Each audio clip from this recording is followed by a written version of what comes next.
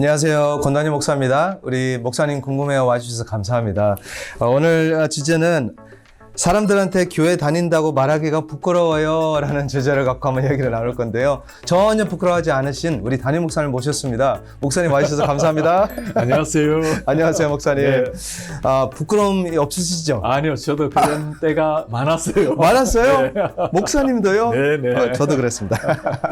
목사님 바로 들어가겠습니다. 네. 기독교인이 왜 자기가 크리스천이라는 걸 부끄러워해요? 예를 들면 식당에 가서 기도하는 것도 부끄러워할 그렇죠. 때도 있고 네. 이제 그런 다양한 그런 네. 상황에서 네. 자기가 크리스천을 밝히지 네. 않으려고 하는 게 있어요. 그렇죠. 왜 그래요?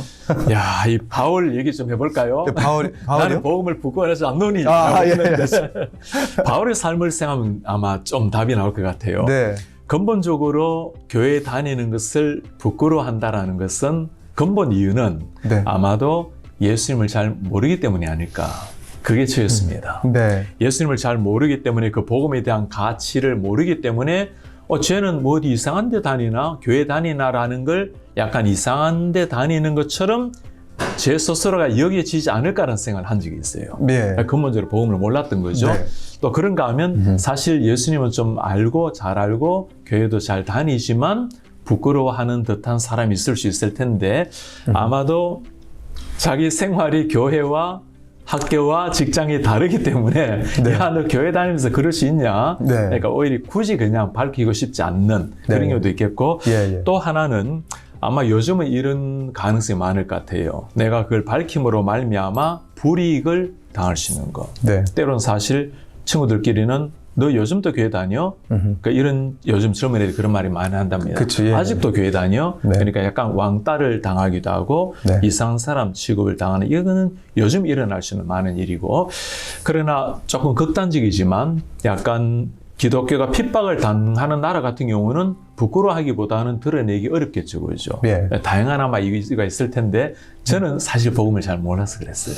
목사님 혹시 그런 적 없습니까? 있죠. 저는 이제 예수님 만나서 처음에는 이렇게 아예 그냥 아무것도 모르고 그냥 따라다니고 그렇게 했는데 나중에 조금 알게 되니까 복음에 대해서 좀 배우니까 더 몰라서 두려워서 부끄러운 거예요. 네. 목사님은 진짜 몰라서 안 하셨는데 네. 저는 잘 몰라서 안 했어요. 그러니까 복음을 전하려고 해도 그 사람이 오케이 그러면 들으면 그 다음 무슨 말을 해야 될지 모르는 거예요. 저는 사실 복음을 잘 몰랐는데 네. 전도는 좀 열심히 한 케이스였어요. 몰랐는데 제가 복음을 잘 모르고 그래도 교회를 다니니까 교회는 그때는 그래도 착한 사람, 좋은 사람 그리고 또 신에 대한 존재 증명 막 이런데 우리가 뭘 모르고 그리고 산을 보라고 산이라는 게 이 계곡에서 물을 흘러 내려오고 있는데 다양한 물이 흐르지만 올라가다 보면 하나가 아니냐 막 이렇게 신존재 증명. 네. 그런데 그때 전도 받아서 이제 장로된 사람도 있어요. 나는 아직 복음 몰랐는데. 저도요, 목사님 한때 몇 년 전이었는데 이것도 부끄러운 얘기인데 제가 베이케이션 때 이제 낚시하러 갔어요. 네. 낚시하러 갔는데 옆에 있는 제가 보니까 아는 목사님이에요. 그러니까 동네 목사님인데 네. 저를 목사인지 몰랐나 봐요. 와가지고 교회 다니세요? 그러는 거예요. 아니요. 왜? 왜냐면 저는 이제 베이케이션이니까 가만히 놔두라고 그냥 I don't know 그냥 그랬어요. 그러니까 전도를 하는 거예요. 그래서 제가 너무 감동을 받았어요 그때요. 네. 감동도 받지만 회개도 해야 돼. 회개 많이 했어요. 목사처럼 보이야. 아니 딱 보고 그냥 목사님 씨 이렇게 나와야지. 아니요. 근데 잘 아는 목사님이에요 지금은. 오케이. 목사님, 우리가 어떻게 복음에 대한 부끄러움이 없이 살 수 있을까요? How? 그것도 조금 본질적인 그런 답을 드리자면 예수님에 대한 예수님을 알게 될 때, 그 복음에 대한 광채를 알게 될 때, 하늘의 찬란한 빛을 알게 될 때, 그 기쁨, 가치를 알게 되잖아요. 그죠? 그러지 않으면, 복음에 대한 가치를 모르게 되면 가치를 전달할 수도 없고 자랑할 수도 없죠. 그죠? 네. 그래서 예수님을 잘 아는 것이 예수님을 자랑할 수 있는 최고의 길 같고, 그 다음에 또 하나는 개인적으로는 주님과 관계가 되어 있다 하더라도 사실 요즘은 목사라는 이름이 참 많은 사람에게 실망감을 주고 좀 불편을 주는 그런 시대가 되어버린 것 같아요. 그런 면에서는 복음에 대한 빛도 잘 드러내야 되겠고, 또 하나는 교회가 교회 다음을 회복하는 것, 또 신자가 목회자 다음을 회복해야 믿지 않는 사람이 있을 때 좀 겸손하지만 당당하게 얘기할 수 있는데, 그 우리 한국 초창기에 우리 복음이 그랬잖아요. 그때는 교회는 안 다니더라도 목사님 하면 뭔가 경건하게 살아가는 사람, 늘 가난한 사람을 도와줄 수 있는 사람, 그런 인식이 있었잖아요. 그래서 복음도 잘 알아야 되겠고, 좀 실천적으로 우리가 그렇게 살아가는 교회의 적극적인 노력도 필요한 것 같아요. 네, 목사님. 그래서 요즘에 또 많이 인기가 많아지는 게 이제 변증학이잖아요. 그렇죠. apologetics. 예, 네. 그러니까 그 말이 이제 크리스천들도 이제 복음을 전하고 싶은데 어떻게 해야 될지 모르는 것 같습니다. 맞습니다. 사실 제가 예전에 변증학을 배울 때는 그렇게 좋아하지는 않았습니다. 네. 왜냐하면 복음이라는 게 선포고, 선포죠. 복음은 사실 자체인데 변증을 한다고 되는 것도 아니고, 또 완전히 변증할 수 있는 것도 아니고, 그런데 말씀하신 것처럼 요즘 시대는 굉장히 변증하기 이제 필요한, 사람들은 예전에는 덮어놓고 믿어야지 신앙이라는 게 보이지 않는 하나님인데 뭘 따져요 라고 하는데, 그게 일면은 맞아요. 네. 덮어놓고 믿어야지 따지면 안 돼. 그러나 또 한편으로는 우리가 논리적으로 100% 납득은 안 되지만, 그러나 기독교가 아주 이상한 어떤 철학이 아니라는 것. 그렇죠. 그래서 이성적으로 할 수만 있다면 납득이 될 수 있도록, 그다음 역사적으로 걸어온 기독교를 정확하게 소개할 수 있도록. 왜냐하면 기독교의 오해도 굉장히 많거든요. 그렇죠. 그리고 성경의 하나님은 바울 같은 경우가 때로는 변증적 설교해가지고 실패한 적도 있었습니다.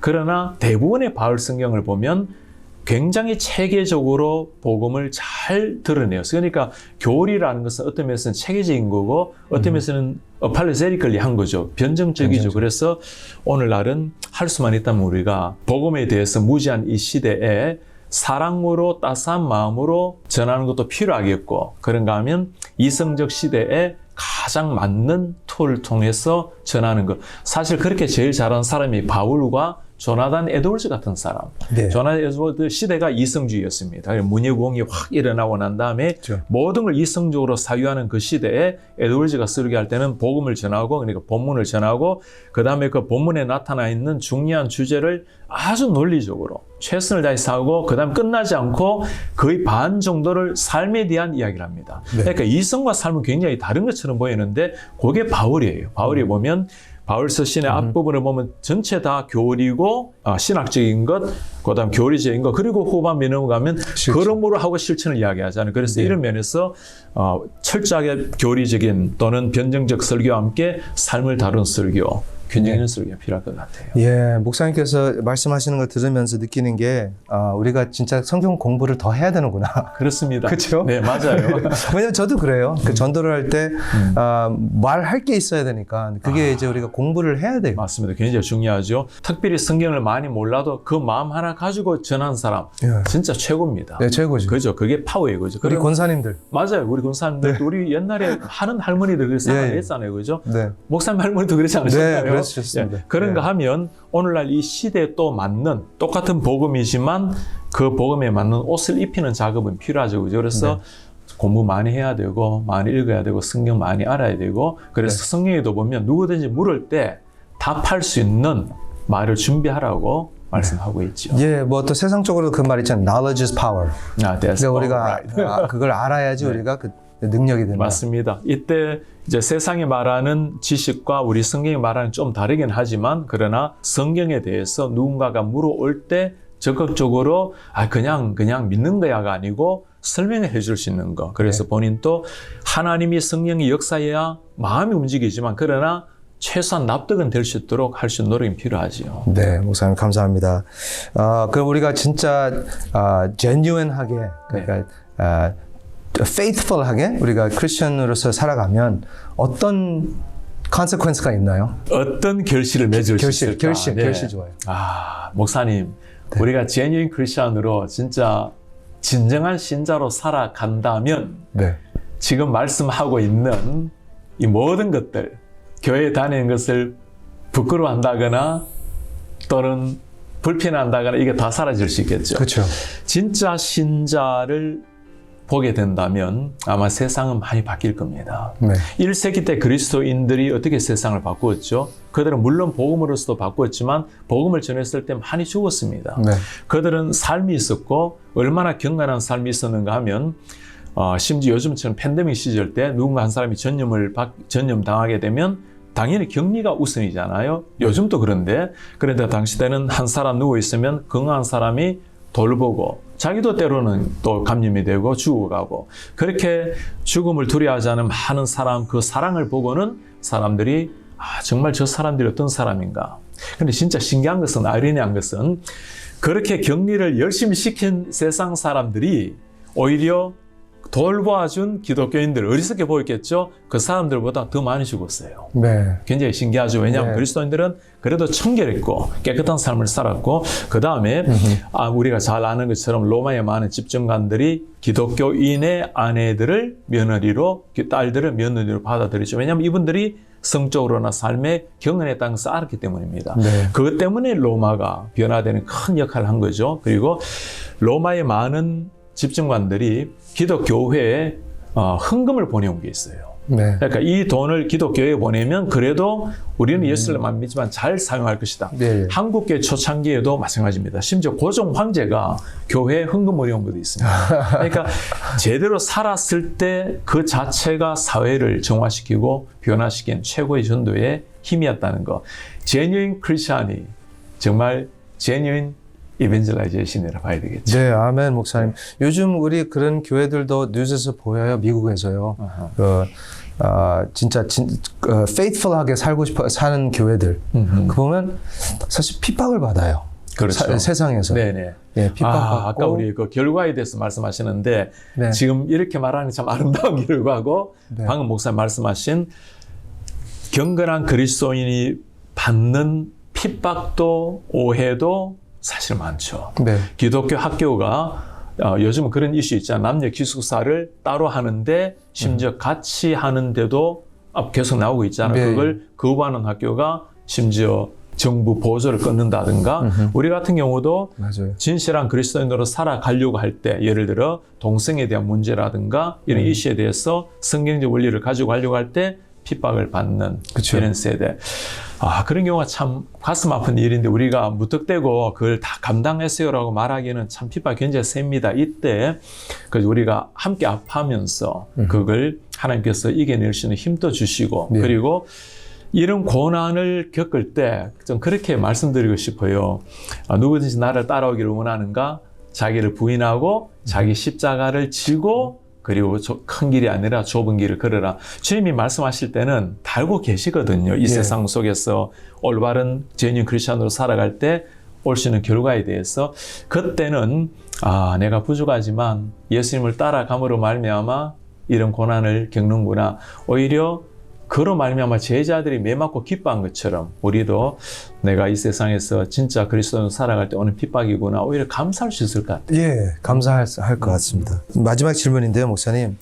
우리가 교회로서 안 믿는 사람들에게 어떻게 좀 더 어프로처블하게 네. 다가올 수 있게 해줄 수 있는 그 선이 어디 있어요, 목사님? 왜냐하면 요즘 교회는 안 믿는 사람들을 위해서 올인 해가지고 너무 세속적인 네, 방법을 네, 찾게 되었고요. 네. 그러니까 어떤 교회는 세속에 대한 것을 너무 두려워서 아예 맞아요. 이쪽으로 가고. 네, 네. 우리는 어떻게 하면 좋을까요? 그것에 대해서는 지혜 영역 같아요. 그러니까 복음에 대해서는 타협의 여지가 없기 때문에 복음을 물에 탈 수는 없습니다. 네. 복음은 정확하게 가지고 이야기하되 왜냐하면 세상 사람들은 교회가 적당하게 타협하면서 조화롭게 다가오기를 기대하지 않아요. 네. 세상 사람들의 기대는 당신들이 정말 예수를 믿는 제자들이라면 제자 다음을 보여달라는 거죠. 예. 그걸 맞아요. 사람들이 기대하고 또 우리가 보여줄 수 있는 게 그밖에 없잖아요. 그러나 다가섬에 있어서는 아주 지혜는 필요할 것 같습니다. 무턱대고 옛날처럼 이제 저도 많이 했습니다. 마이크 들고 예수 전담 불신족 많이 하고 다녔는데 지금은 그런 복음은 똑같지만 그러나 복음을 입히는 옷은 굉장히 다양하게 달라져야 되겠죠. 그래서 어떻게 하면 현대 문명, 현대 사는 사람에게 맞도록 다가설 수 있을 것인가는 계속 고민돼야 될 것 같고 젊은이들 특히 다음 세대들에게 맞는 복음. 네. 어른들 같은 경우는 그냥 열심히 성령 공부하고 또 교회에서 가르치고 전도 훈련하고 또 총동원주의라고 이런 시대가 있었습니다. 그런데 요즘 젊은이는 굉장히 다르잖아요. 그죠? 전도의 색깔도 옛날에 거리 전도 많이 했는데 지금은 관계 전도가 이루어지고 있고 그래서 이런 부분에서는 다양한 접근이, 지혜로운 접근이 필요할 것 같아요. 네, 목사님. 뭐 또 우리 내년부터는 또 예. Engaging the Lost 하잖아요. 네, 그래서 큰 기대를 갖고 있습니다. 맞습니다.